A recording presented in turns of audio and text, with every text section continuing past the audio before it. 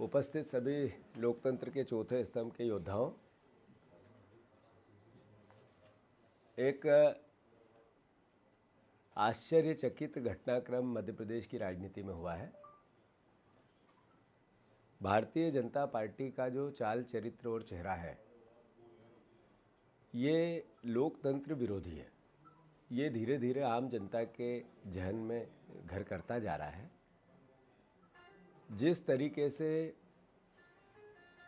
आज से 6 साल पहले 7 साल पहले मध्य प्रदेश ने काला अध्याय लिखा गया, लोकतंत्र में हमारी चुनी हुई सरकार की खरीद फरोख्त हुई, कई विधायकों को बेचा और खरीदा गया, फिर लाडली बहना और प्रलोभन की राजनीति पर भारतीय जनता पार्टी ने फिर से सत्ता बना ली।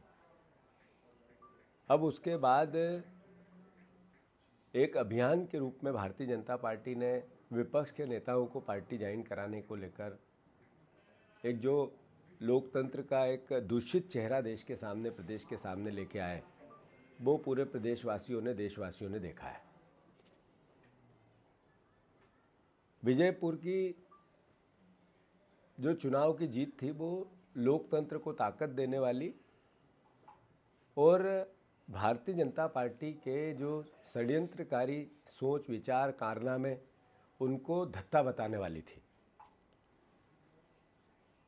आज प्रदेश के राजनीतिक कार्यकर्ताओं को और प्रदेश के आम जनमानस को ये महसूस हो गया कि जो लोग भारतीय जनता पार्टी में अलग अलग पार्टियों से, कांग्रेस पार्टी से भी गए थे, आज उनकी स्थिति क्या है।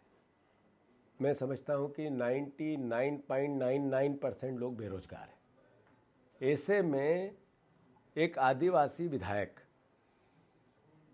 सामान्य सीट से चुन के कैसे चला गया, भारतीय जनता पार्टी को ये नागवारा गुजरा।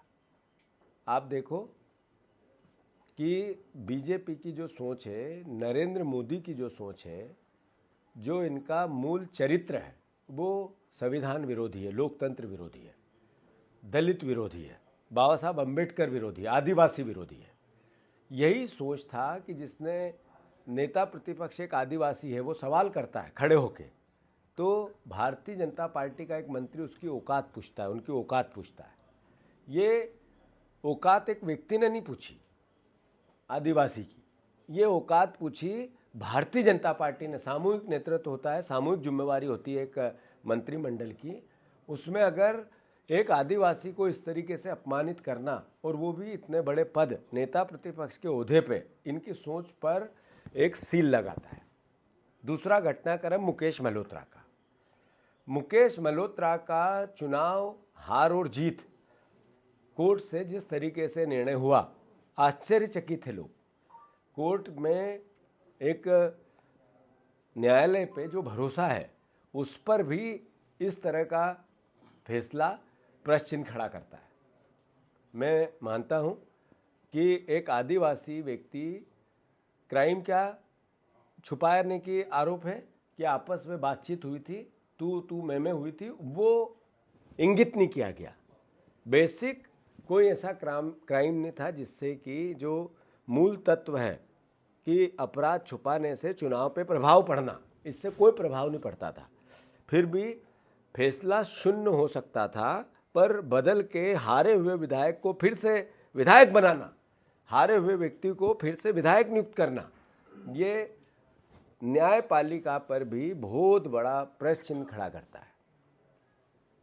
मैं धन्यवाद देता हूं माननीय सुप्रीम कोर्ट पे, न्याय की इस व्यवस्था पे हमें भरोसा है और हम आज ही सुप्रीम कोर्ट में अपनी अपील दायर करेंगे, उसकी कानूनन प्रक्रिया निर्धारित करेंगे और माननीय सुप्रीम कोर्ट के सामने अपना पूरा पक्ष तो रखेंगे ही, पर पूरे घटनाक्रम से भारतीय जनता पार्टी दलित विरोधी, आदिवासी विरोधी, लोकतंत्र विरोधी, संविधान विरोधी, बाबा साहब अम्बेडकर विरोधी फिर से एक बार चस्पा हुआ है। मैं उन प्रदेशवासियों से आग्रह करना चाहता हूं जो वोट के अधिकार को ताकत देना चाहते हैं, आदिवासी परिवार के उन साथियों से कि आप मूलवासी हो इस प्रदेश के, अगर आप सामान्य सीट से चुन के चले जाते हो, भारतीय जनता पार्टी को ये बिल्कुल पसंद नहीं आता है। ये दलित साथियों से भी मैं आग्रह करना चाहता हूं कि देख लो, आप समझ लो, जो भारतीय जनता पार्टी एक तरफ अलग अलग तरीके से आप लोगों के सामने अलग अलग बातें रखती है और दूसरी तरफ अपने ही एक आरक्षित वर्ग के साथी के साथ कितना बड़ा कुठाराघात करती है। एक विधायक, पूरी सरकार थी उनके पास, पूरी सरकार में 2/3 के आसपास उनके पास एक तरह से बहुमत है, उसके बाद भी एक आदिवासी पद पे नहीं रहना चाहिए। ये सोच क्या है?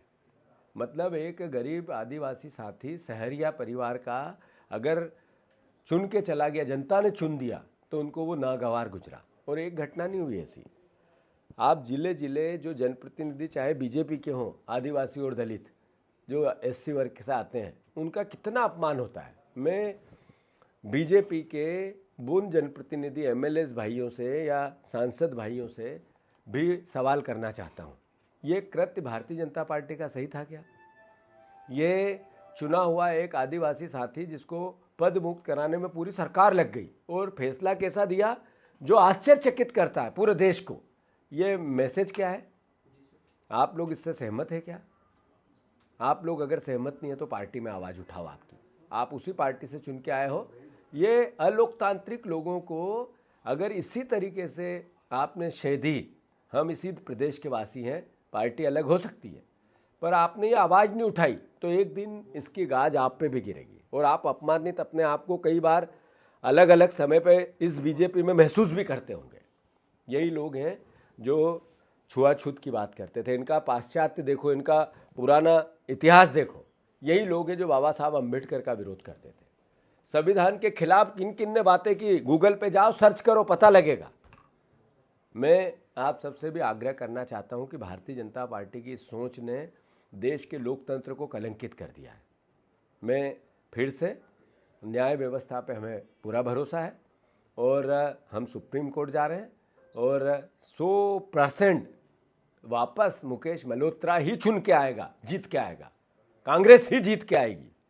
मैं पक्के विश्वास के साथ, पर इससे एक मैसेज, एक स्पष्टता, भारतीय जनता पार्टी का चाल चरित्र और चेहरा प्रदेश की जनता के सामने फिर से एक बार आया है। इनको युद्ध चल रहा है विश्व में, महंगाई पे उस पर असर आने लगा है, ट्रेड डील दबाव में की जिसमें किसानों की हालत खराब हो रही है। जो सोयाबीन, कपास और मक्का 40% गिर गया, महंगाई 60 रुपये गैस सिलेंडर पे बढ़ गए, पेट्रोल डीजल की 200 रुपये तक पेट्रोल डीजल होने की संभावना है अगर इसी तरीके से क्रूड ऑयल बढ़ता रहा। उसकी चिंता नहीं है, एक आदिवासी पद पे नहीं रहना चाहिए, विधायक नहीं रहना चाहिए, इसकी चिंता है। यह है बीजेपी। प्रदेशवासियों समझो, देखो, मैं फिर से आप सबके सामने बहुत हम्बल तरीके से आग्रह करना चाहता हूं प्रदेश के सामने, हम उन लोगों में से नहीं है कि पीछे हटेंगे। विश्वास के साथ, दृढ़ता के साथ, हिम्मत के साथ, ताकत के साथ इस अलोकतांत्रिक लोगों से लड़ेंगे। मैं बार बार ये बात कहता हूं कि भ्रष्टाचार अगर आपके आसपास हो रहा है तो आप देख लो, भारतीय जनता पार्टी आपके पड़ोस में रहने वाला वो कार्यकर्ता, उसकी स्थिति क्या है। वो स्कॉर्पियो में घूम रहा है, फॉर्च्यूनर में घूम रहा है, उसका बड़ा घर हुआ कि नहीं हुआ, और महंगाई का असर उसके घर पे है क्या। प्रदेशवासियों कहीं मत जाओ, सत्यापित करो आपके पड़ोस में रहने वाले बीजेपी के नेता को, वो चाहे मंडल का अध्यक्ष हो, चाहे पार्षद हो, चाहे विधायक हो, उसकी आज से 10 साल पहले क्या स्थिति थी, 5 साल पहले क्या स्थिति थी और आज क्या है। अगर वो आर्थिक गब्बर हुआ है तो आपके पैसे की चोरी से हुआ है, जो आप भ्रष्टाचार से ग्रसित हो उसके कारण हुआ है, आपके पैसे की चोरी की गई है और इसी कारण ये परिस्थिति है। इस लोकतांत्रिक व्यवस्था ने 35 लोगों की हत्या कर दी जहरीले पानी से। ये बीजेपी के इस व्यवहार ने, इनके नेताओं के व्यवहार ने, 26 बच्चों तड़प तड़प के मर गए छिंदवाड़ा में। जगह जगह आप जो करप्शन की लगातार बढ़ती हुई व्यवस्था देख रहे हो, वहां चोरी होती है, यहां मंत्री और मुख्यमंत्री तक वो आती है। और भोपाल का वल्लभ भवन दलालों का अड्डा है और उन दलालों का अगर कोई सरगना है तो इस सरकार का मुखिया है। यही कारण है कि एक आदिवासी को पद पे नहीं रहने देना, यही कारण है कि एक आदिवासी नेता प्रतिपक्ष को अपमानित करना, यही कारण है कि लोकतंत्र और संविधान और बाबा साहब अंबेडकर का विरोध करना। फिर से मैं आप सबसे आग्रह करता हूं कि इसकी सोच को हम घर घर तक ले जाएंगे, जन जागरण करेंगे। हम अलोकतांत्रिक व्यवस्था को लोकतांत्रिक व्यवस्था में बदलाव के लिए आपका सहयोग चाहेंगे, प्रदेश का सहयोग चाहेंगे, प्रदेश की जनता की भावनाओं को साथ लेना चाहेंगे। हम एक विपक्ष के कार्यकर्ता हैं पर इस प्रदेश के वासी हैं। हम कांग्रेस के विचार के लोग हैं पर आपकी सेवा करने वाले आप ही को के बीच में से निकले हुए परिवारजन हैं। आपसे मैं हम्बल प्रार्थना करना चाहता हूं कि ये मुकेश मल्होत्रा को पदमुक्त नहीं किया, एक आदिवासी को पदमुक्त नहीं किया, ये आने वाले आपके अधिकार, लोकतंत्र के मूल अधिकार, वोट के अधिकार को नष्ट करने की साजिश के रूप में एक कदम है। तो मैं फिर से हम सुप्रीम कोर्ट जाएंगे और 100% वापस ये केस जीत के आएंगे। जो फैसला आया है, जिसने पढ़ा वो आश्चर्यचकित रह गया। उसने लोकतंत्र के व्यवस्था पर या न्यायिक व्यवस्था पर अंतर मन में अच्छा उसके प्रति निर्देश नहीं गया या एक तरह से भावना नहीं गई, जो नकारात्मक भावना गई कि जिसने भी फैसला दिया ये फैसला सही नहीं हो सकता है। ऐसा आम जनमानस की भावना में से निकला हुआ है। मैं तो न्यायपालिका का सम्मान करता हूँ, सुप्रीम कोर्ट पर भरोसा करता हूँ, इसके ऊपर भी न्याय की व्यवस्था है, वहाँ जाएंगे। पर जिस जज ने ये फैसला दिया मैं उनका भी सम्मान करता हूँ, पर लोगों को संदेह है। धन्यवाद। सर, क्या मुकेश मल्होत्रा